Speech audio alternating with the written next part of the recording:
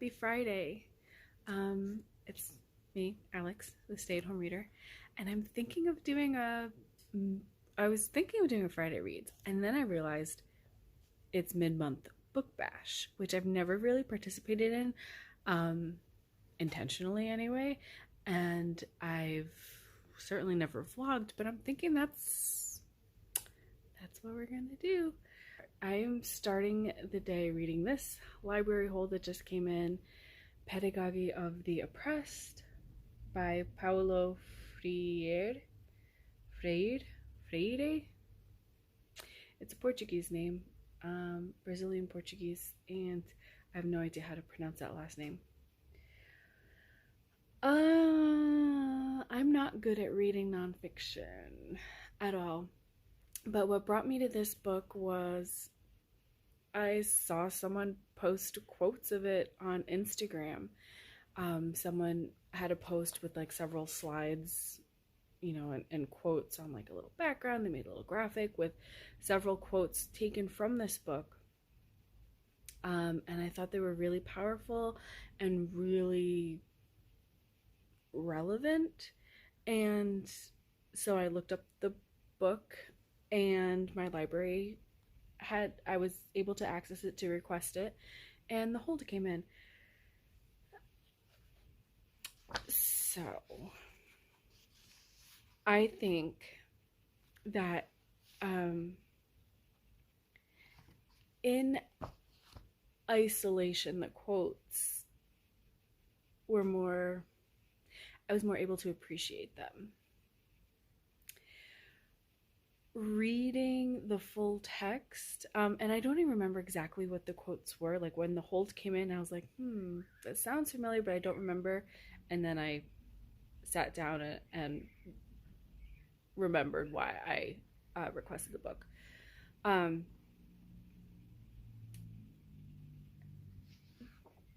The writing to me, like in total, it kind of has that feeling of someone who's created this definition and everything falls into these two sides that he's come up with, and he's so enlightened, and it's got this very like, let me explain to you because I have it all figured out, and any argument you make fits within my reasoning. And so to convince you of that, there's this very circular kind of talking, where it's one sentence that is the same like 3 words repeated like 5 times. And it's kind of like disorienting, where like it's enough to catch my attention and be like, wow, powerful. And then I reread it and go, wait, you didn't say anything. So that's so far my experience. Again, I'm not good at reading nonfiction. I'm starting to lose focus and think about all the things I have to do. I'm starting to like kind of skim read and then have to take myself back. So I'm hoping this catches my attention more, or that I reconnect with the ideas that caught my attention in the first place. But so far I'm not liking this. Oh, it sucks.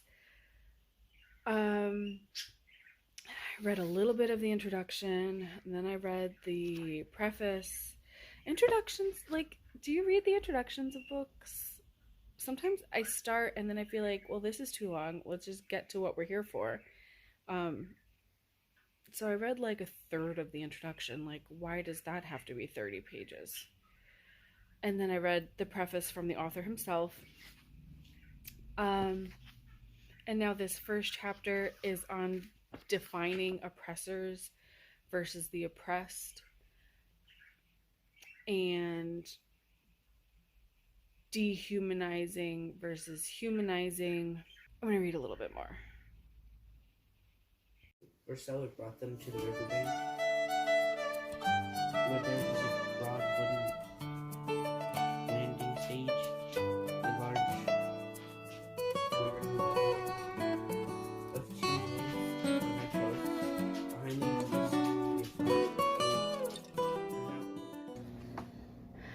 hope you can hear me because laundry is going over there. I'm about to hop onto a Zoom meeting, but really quick. Oh, I just lost my bookmarks just fell out. It's okay. In addition to this, which I didn't get any further because new Bluey episodes were added today. And so, like, as soon as I stopped filming my, like, initial thoughts, Owen called me into his room to watch with him. That's been our, like, thing, is watching Bluey. My God, that show almost makes me want to have more kids just to do it again and be a good parent. It's like therapy, that show. Okay. So in addition to that, I am currently reading, just filmed a clip. This is what the bookmark fell out of. This is my copy of The Fellowship of the Ring. I bought a box set back in high school, right as the third movie, Return of the King, was coming out. I wanted to read the series before seeing that last movie, and so I spent the summer before my senior year in high school, I believe, reading all of these. So I started this with the kids, I think last year, maybe even the year before. I think it was last year. We read The Hobbit and they liked it. And then we watched that trilogy. We watched the animated Rankin and Bass, of course. And then we watched the Peter Jackson trilogy, and I get why people hate it. I hated it. It was awful. I hated it. But I guess it went further than The Hobbit, right? It put in, like, the Lost Tales and the Silmarillion, which I have not gotten to because that has been above me back when I was in high school and wanted to, like, move on. Like, I couldn't do it. So maybe now I'm older and wiser and I can revisit Middle Earth, like, as a scholar. Anyway, so the kids and I, we are still just leaving the Shire with Frodo. He's, where, page 122 we are, because I just updated my story graph. So we're reading about a chapter a day, about a third of the way through the book. I love it. I, like, tear up because I know what's coming, and so, I think yellow tabs are foreshadowing, red tabs are history, I forget what the blue tabs are. And I didn't get all the way through my last reread of this because it was for a book club, and of course by the time I got here it was time for the book club, and I was more than able to discuss it without finishing it. I'm getting emotional and, like, tearing up because I know what's coming, and I know Tolkien has put, like, little Easter eggs throughout that, like, you really need to reread this book to pick up on. It's absolutely beautiful. The little, like, nuggets, like this little treasure trail he's left for you, like, to get to the end. That, yeah, you really realize how important every character interaction, every little phrase, every little symbol is, every feeling, every visual the characters get. It's all foreshadowing, and it's so amazing. Okay. Also, a reread, Jane Eyre.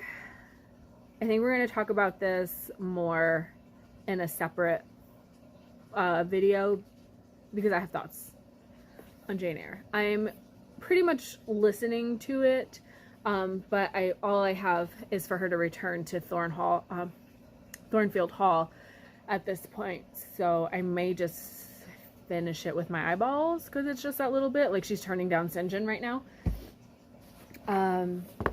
Along with that, I just finished this Salt and Broom. It is a witchy retelling of Jane Eyre, much shorter because it cuts out St. John completely. And it makes Rochester not a complete sociopath. Like, he's just a little grumpy. He's just grumpy. He doesn't have, like, a narcissistic personality disorder.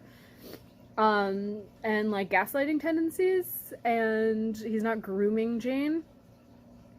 So he's a much more viable love interest. But yeah, I have thoughts about Jane Eyre. I'm going to collect those thoughts, and we're going to do a whole separate video. Because this is spurring, like, a whole reading list on its own. Next up, 10,000 Doors of January by Alex E. Harrow. I'm not very excited to read this. I've heard it's not great. I read The Once and Future Witches. Is that the one? That's like the suffragette witches. I think that was the title, but definitely this author. And I liked that book. It just took me forever. Like the writing was so slow. It was longer than this. But this is a book club pick for the month. So I figure I'm going to start it now. I usually wait till like the Monday right before my book club on Wednesday to start a book club book, and I always regret it because like only half of the time am I actually able to finish the book in time. So I'm giving myself an extra week. I'm starting this early because I know how long the last book of hers took me to read. That's it. So that's it. I'm going to finish this, read some more of this with the kids, try to get a little further in this, and start this.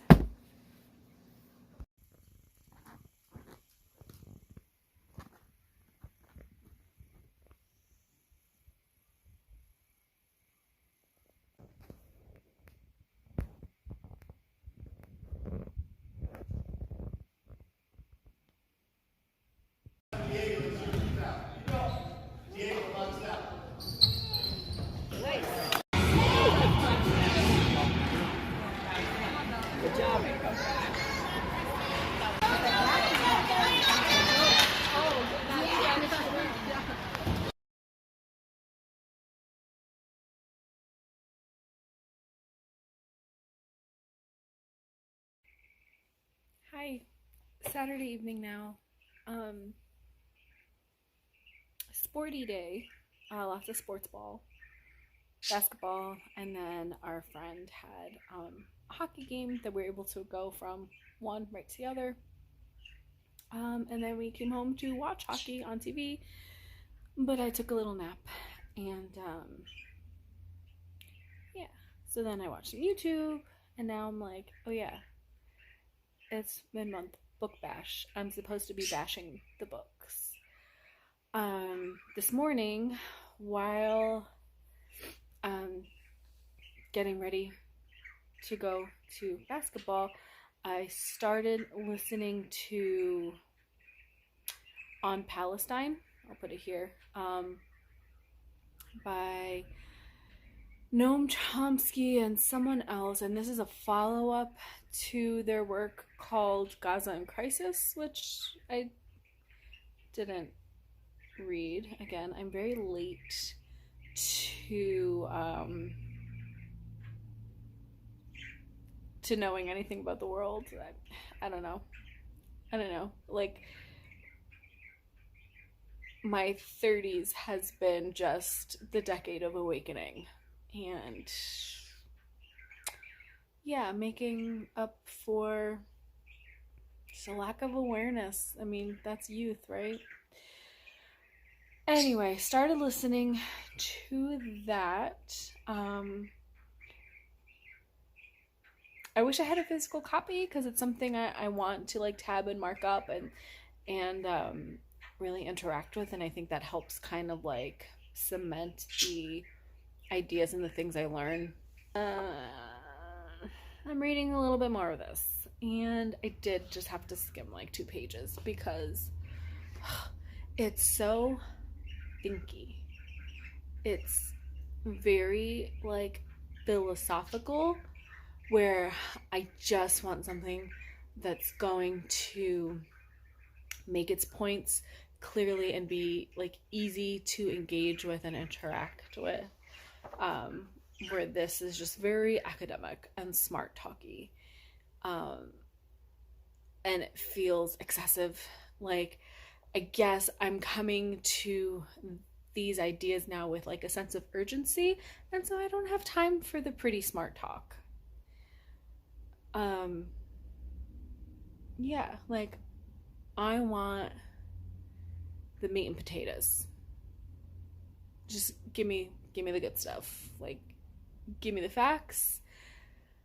Lay it out nice and clean. Stop talking in circles. Stop trying to prove how smart you are. But it is smart and it is relevant and it is a good point. So I haven't made much progress, much more than the first time I picked it up. And I read the first chapter of this last night and I hated it. I don't like it. Again, kind of skimmed, just because I was falling asleep and like found I like kept reading the same thing over and over again. So I was like, just move on. Okay, she found a door. So this is a portal fantasy novel, and that's all I really know. The main character's name is January, so the 10,000 Doors of January refer to her. January scholar. She's not an orphan, but she doesn't live with her father. He's employed by some collector, and so she stays with the collector while her father is out collecting. Kind of weird description about her skin color and her father's skin color and how exotic they are, so didn't like that. I don't like the tone in which January as a narrator is engaging with the reader.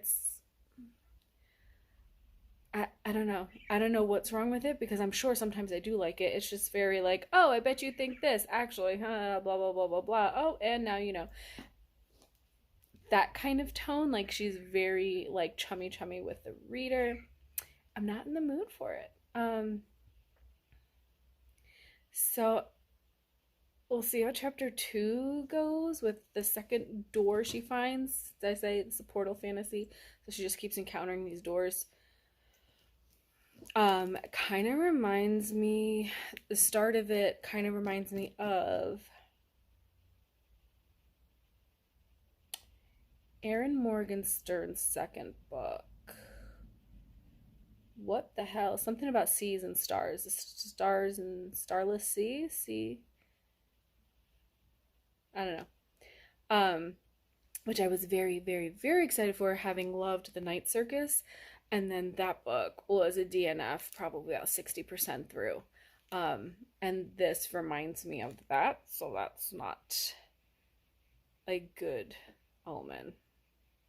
But I'm gonna try to at least finish the first chapter. It's so much work. Like, reading this is hard work, but not in the like hard work. I want to do the work. I want to process and learn.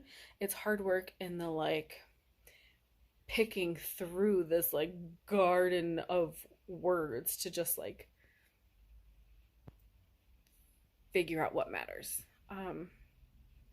So yeah, I want to finish the chapter. They're also very long chapters, and then read chapter 2 of this, and that'll be my evening.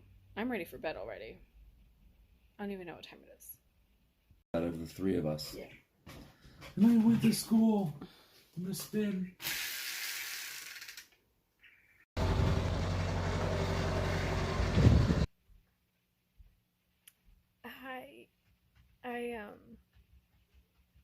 I just want to lay in bed.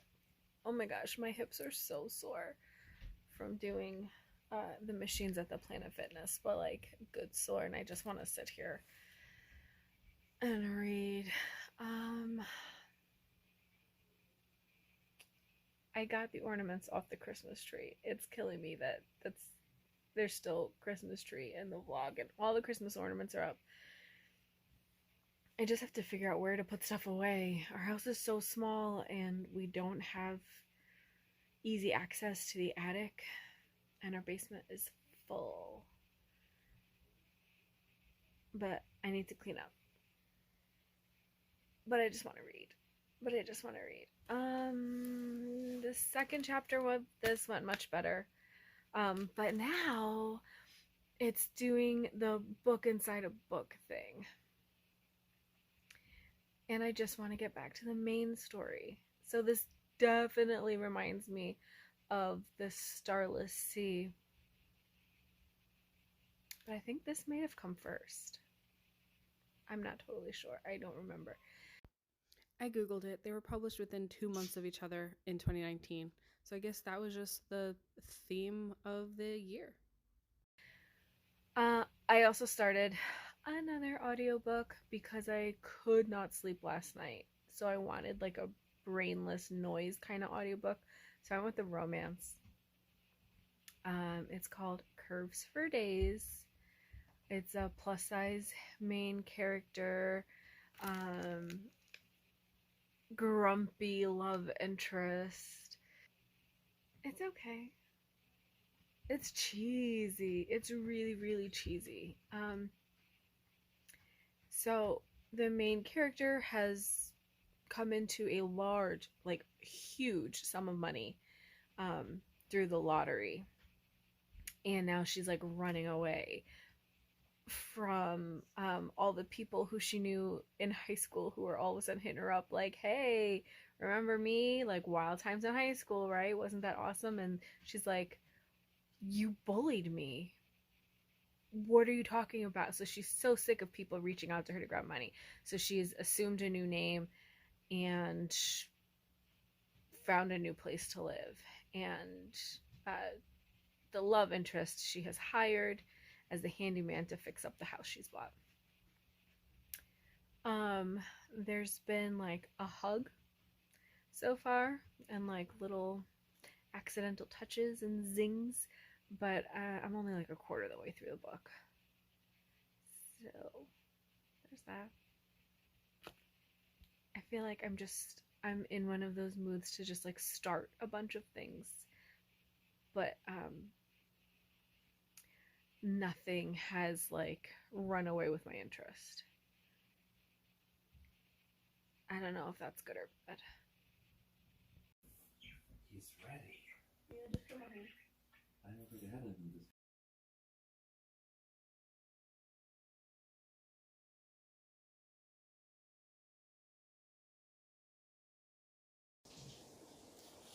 Okay, so it's Monday night now.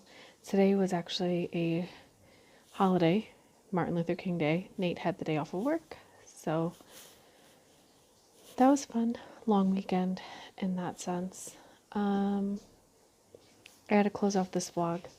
So here's the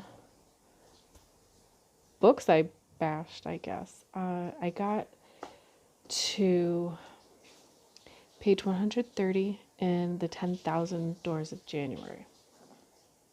10,000 Doors of January. I'm feeling better about it. It's still reminding me of the Starless Sea, but I realize it's also reminding me of the Golden Compass, or Northern Lights, I guess, depending on what country you're from, by Philip Pullman. And I love that book. Love that book. So when it's reminding me of that, which is basically January's story, I'm really liking it. But then it goes into the book she's reading, which is the book about the doors, which is obviously written by her father. I hope that's not meant to be a twist. Like, it's very obvious. That reminds me of the Erin Morgenstern book, and I like that part less. So that's actually what part I got to today, this morning, and then I closed the book once I got there. I realized that I am very far ahead of where I usually start a book club book. My book club meets on the last Wednesday of each month, so I have plenty of time. I am, according to Storygraph, I'm 35% through. So I have plenty of time to finish this. That's going to work out great. This is the other physical read I have right now. Pedagogy of the Oppressed by Paulo Freire. Still don't speak Portuguese. I haven't gotten much further. I think the last time I checked in on this one, I was trying to finish the first chapter, which I did. So I am 38% through this one. Still think it's too many words and too philosophy-y, like more complicated than it needs to be. But at the end of the chapter, I do appreciate the idea it's putting forth that an oppressed people can never be the aggressor. And I think that's incredibly relevant. And now, just a way to critically think about the situation when you're hearing people say, oh, well, on October 7th, Palestine attacked Israel, and this is Israel defending itself. That doesn't fly. There's so much history. Yeah. So I'm going to continue on with that book and really take my time with it because I have to, because it's dense. Oh yeah, The Fellowship of the Ring, haven't read since Friday. I'll try to read a chapter or portion of a chapter tomorrow with the kids, but I'm sitting at 31% read in that. On Palestine by Noam Chomsky and Ilan Pappé, I am 54% of the way through that. I had to check the date. That came out in 2015. It is so disorienting and frustrating to hear them talk about like where Palestine is at that moment, where Israel and the United States stand at that time, and like what's going to happen next, and just listening to it and be like, yep, nope, the writing was on the wall and we let this get to this point. Like, and I didn't know about this then. Like I said, like I'm just catching up now, and it's so frustrating to be like, I'm shocked and I'm horrified now, but for it to be such an obvious like chain of events, it was obvious then, it was obvious 50 years ago, 80 years ago, and we're still getting to this point, this absolutely barbaric crisis point wasn't stopped along the way. It is so frustrating. Impressive that they were on the money, and that's been my experience in reading anything on Palestine. So yeah, I'm 54% through that audiobook. And then my light,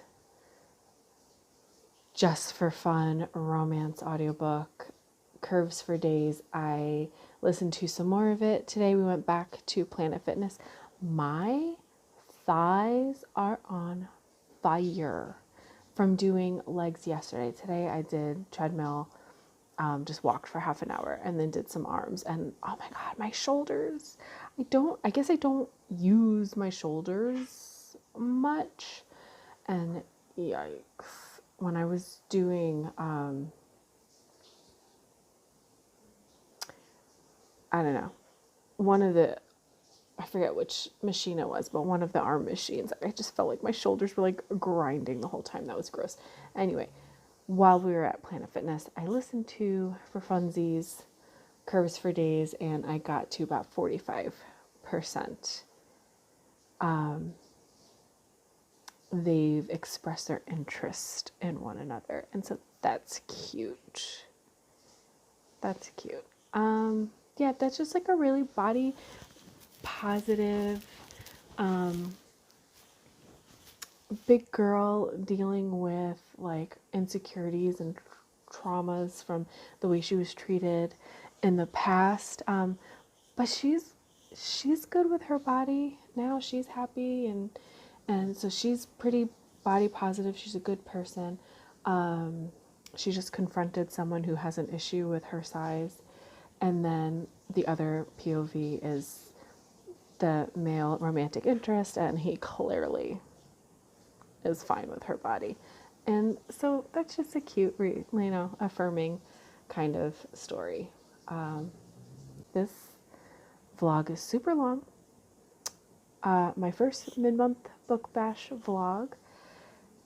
Thanks for watching, and I will check in soon. I have a book haul. And I have plans for the year that I still have not made a video about. So hopefully I'll see you soon. Bye.